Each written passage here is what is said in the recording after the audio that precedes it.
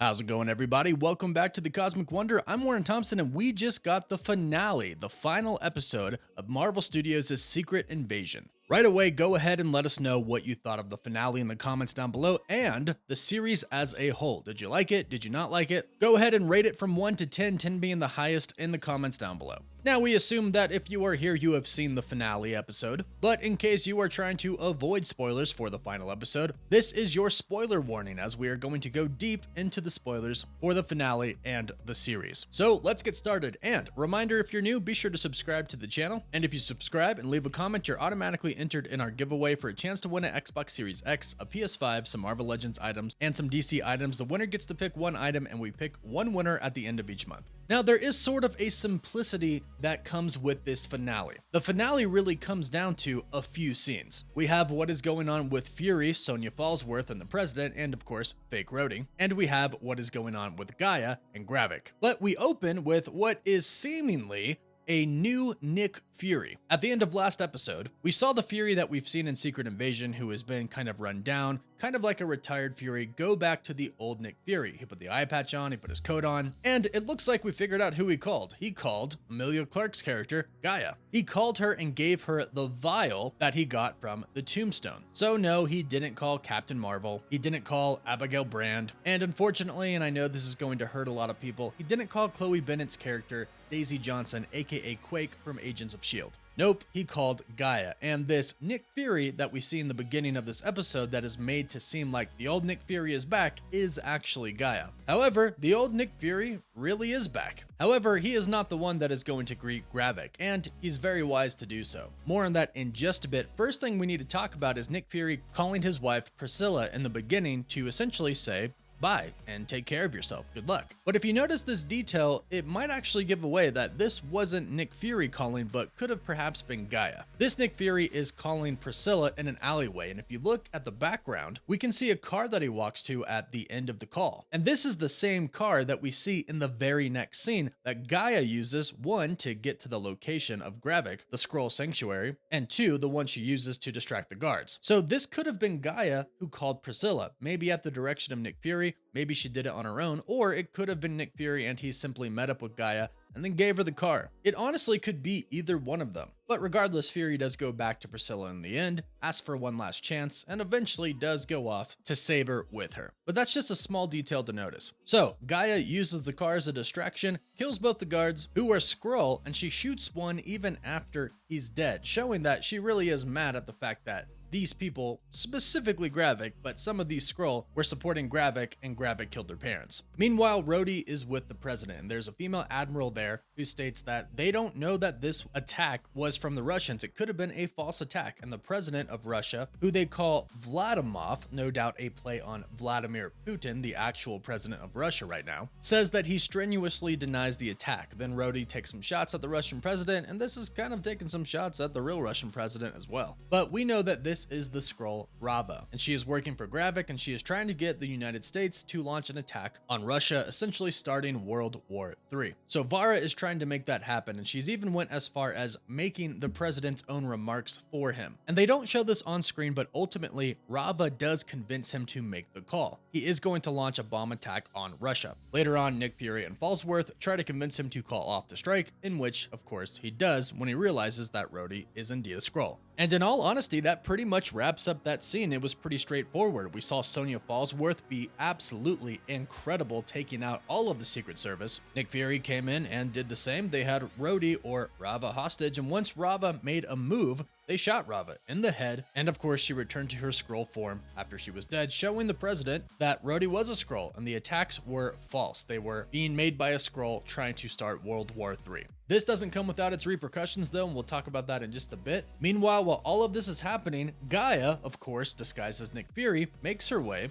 to Gravik, and she puts on a show. Last episode, Gravik told Nick Fury to bring him the Harvest, the DNA of almost all of the superheroes that were there during the battle for Earth. And we find out that there was a lot of DNA that they collected, but more on that in just a bit. Gravik also told Fury to bring some iodide pills because of the radiation. Skrull aren't affected by radiation, so they can live in in these radioactive plants, but Fury as a human would be greatly affected by the radiation. So when Gaia goes in, she starts to put on a show. She starts coughing, she starts taking the iodide pills, and really makes it seem like she is Nick Fury. Side note, all of the humans that were being kept below New Skrulls in the same plant seemed to not really be that affected by radiation or the fact that they were there for a pretty long time. But Gaia gets to Gravik disguised as Fury, she comes in coughing, and she really sells it. But then she says a lot of things that are true for Nick Fury. And keep in mind that when Skrull take the bodies of people, when they take the forms of people, they can get recent memories, recent thoughts. And this is why Gaia really knows what Nick Fury felt. What she is saying is kind of coming from Nick Fury because she has his thoughts. And here we see the pain of Gravik. He was a young kid and Nick Fury was his hero. So he did everything he could to impress him, including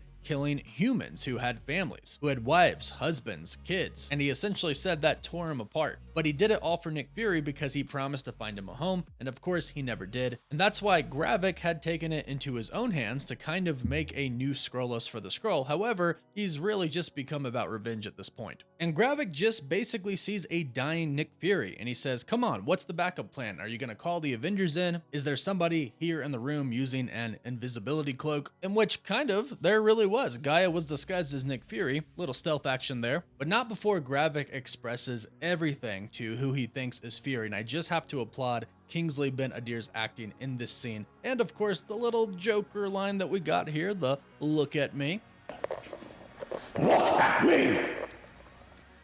Now in this scene, we find out really why Nick Fury never kept his promise. And this is kind of coming from Fury. It's Fury's memories that Gaia is using to express how Fury would feel, but it's also kind of Gaia expressing a little bit of her own attitude as well, stating, yes, I failed you as Fury, because she believes that Fury failed her as well. That's why she switched sides and was following Gravik originally in the beginning. He was going to make a new home for them. Fury never did that. And we find out that Nick Fury knew within a few years of searching that there was no other planet out there for the Skrulls. So Fury knew that the only way to get them a new home was to build them one on Earth. And in this scene, you can even see the expression on Gravik's face, the I wish you would have done that expression. And then he even asks, why didn't you do it? Telling us that that would have actually been acceptable to him. It would have been acceptable to the Skrulls if they could have simply had a home on Earth. That's all they wanted. But Fury explains that it was easier to save the lives of 8 billion people than it is to change their hearts and their minds. And Gravik asks, even for Nick Fury, and he asked this as somebody who used to, and probably still kind of does, admire Nick Fury and who he is and what he's done for everyone. And at this point, we even see Gravik take a step back. He sits down and he wants to hear what Fury is going to say. He wants to know why his hero, the person that he trusted, did not deliver on his promise to his people. He wants to know why Fury did not give the Skrulls a home. So he sits down and then Fury starts talking about the blip. And he says that as he was essentially dusting away, he felt relief because he no longer had to fight. He thought that was it. He was done. He was dead and never coming back. But of course, he did ultimately come back, and then he went on Saber and he kind of just stayed there. But he explains that he came back because of Gravik. He was called and was told what Gravik was doing, and he felt responsible for Gravik because he was the youngest Skrull on Nick Fury's team, and he felt like he should have taught him more. And from here on out, it's kind of just a play by Gaia to essentially become more of a super Skrull herself. So her/Fury says, take it, take the harvest, take all the DNA and leave, and take the Skrull with you. She says that knowing it wasn't going to happen. Gravik has essentially already turned on the remaining Skrull anyway. She just wants him to use it so she can get the powers as well.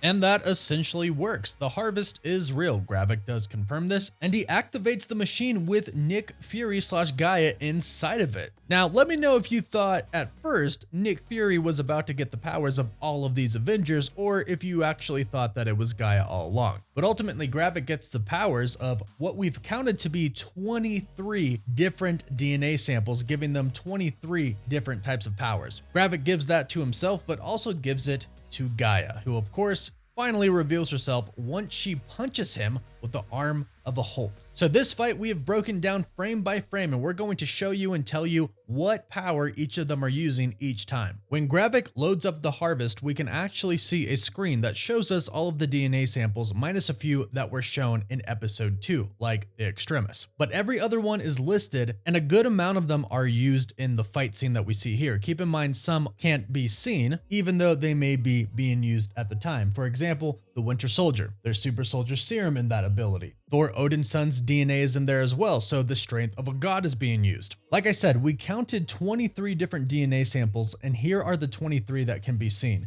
Ghost, Captain America, Corvus Glaive, Thanos, an Outrider, Proxima Midnight, Frost Beast, Ebony Maw, Korg, Drax, Cole Obsidian, Mantis, Captain Marvel, Gamora, Abomination, Hulk, Black Panther, Chitauri, Valkyrie, Thor Odinson, Flora Colossus, which is Groot, the Winter Soldier, and the Extremis. All of which, except for the Extremis, were present during the big battle of Avengers Endgame. Even Thanos and the children of Thanos, Cole Obsidian, Ebony Maw, Proxima Midnight, and Corvus Glaive, were there from the other timeline. As far as we know, the only ones that weren't there during the battle of Avengers Endgame was Ghost, the Frost Beast, Abomination, and the Extremis. All the other samples they would have collected after that battle. So now let's break this battle scene down frame by frame. Like I mentioned, we start off with Gravik as a Super Skrull attacking who he believes is Nick Fury. Nick Fury, of course, blocks the attack and then turns his arm into the Hulk's arm and punches him through the roof of the building. Of course, it is then revealed that this is in fact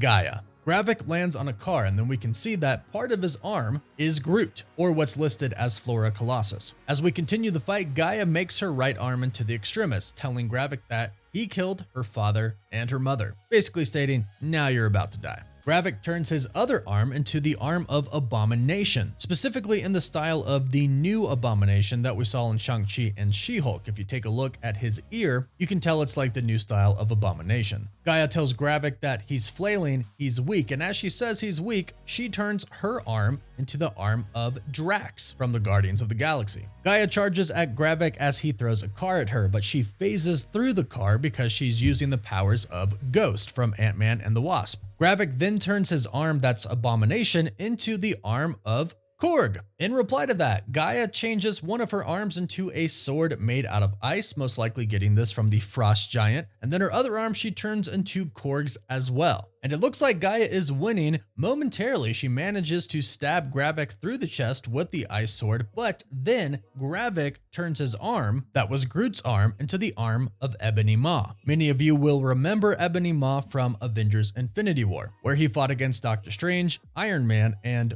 kind of Bruce Banner and Spider-Man. He had the power of telekinesis, and Gravik seems to have caught on to that pretty quickly, using it to smash a boulder right into Gaia. Then he throws her up into a pole, and as she falls, he kicks her with the leg of the Hulk. Now Gaia gets up and turns her arm into the arm of Cole Obsidian, who was also there in that fight against Iron Man, Doctor Strange, Bruce Banner, and Spider-Man. She charges at Gravik, and Gravik also has one arm like Cole Obsidian's, and the other side is Thanos. And right before the two get to each other, they both use the powers of Captain Marvel, taking off into the air. Now in the air, as they're fighting, it looks like Gravik has got a hold of Gaia and is not letting go until she has a stroke of genius and turns into Mantis and uses Mantis's powers to make him go to sleep. Gravik falls to the ground as Gaia remains in the sky as Captain Marvel. However, Gravik then starts to use the powers of Captain Marvel as well, shooting energy beams at Gaia. She hits the ground as Captain Marvel, and we see Gravik heal due to the Extremis, and Gaia then turns one of her arms into the arm of Abomination on the right side, and on the left, Cole Obsidian's. She charges at Gravik, and Gravik shoots some more Captain Marvel energy at her, but she phases through it using the powers of Ghost. She grabs a hold of Gravik and he says, "You're just like your father, just like them." And Gaia releases her rage and puts a huge energy blast through the middle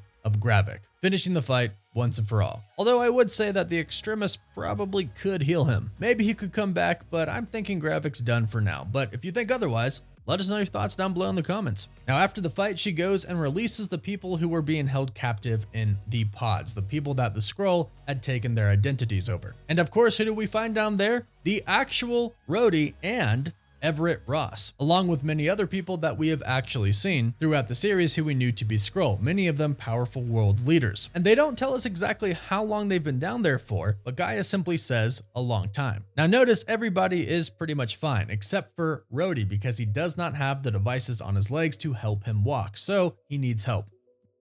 Now, after all this happened, three major things take place. One is what I believe to be a huge future X-Men setup. We see President Ritson say that the terrorist attack on him was performed by the Skrulls, a shape-shifting enemy race. And in his address, he states that he's proposing a bill to Congress that designates all off-world-born species enemy combatants. And he ends his address by stating that we will find you and we will kill every last one of you. Keep in mind, this bill would also affect people like Thor, who was born off-world, including the rest of the Asgardians who are still on Earth right now in New Asgard. Plus, not to mention the Guardians of the Galaxy, except for Star-Lord since he was born on Earth. But this does label a lot of our heroes to be villains, according to this bill. But it also really sets up mutants to be discriminated against as well, which is a big premise in the comics. The war between the humans and the mutants, Professor Xavier fighting to exist alongside the humans while Magneto seeks to rule over them. This sets up the X-Men in a very, very big way. It sets it up for at least the United States and probably the rest of the world to see mutants as a threat. So a big X-Men / mutants setup there. The other big ending scene is Gaia is seemingly now working with MI6. What's crazy is Gaia is essentially now one of the strongest beings in the entire universe. She has 23 different superpowers inside of her body. She can be the Hulk, Captain Marvel. She can heal with the Extremis. She can be Thanos. She has telekinesis because of Ebony Maw. She has so many different powers in her, it's going to be hard for anybody to defeat her. And now she's working with MI6, and who knows what Sonya Falsworth has up her sleeve. So obviously this is something that is definitely going to come into play in the future in a really big way. And of course, the last and final scene is Nick Fury making up with his wife, telling her he loves her as she is. She says that she loves him, and for the time being, she goes up with him to save her. And the two of them get to be together for at least a pretty long time, husband and wife. And she gets to be in her true form, her Skrull form. So happy endings mostly all around if you don't count Gravik and Talos and Maria Hill and a lot of the other Skrull who followed Gravik, but mostly happy endings. Kind of, but that is it for Secret Invasion. Please let us know what you thought about the finale and the series as a whole in the comments down below. You can also find us on Patreon. You can check out our website and our Discord server, and you can follow us on Instagram and Twitter. As always, thank you all so much for watching. Woof woof.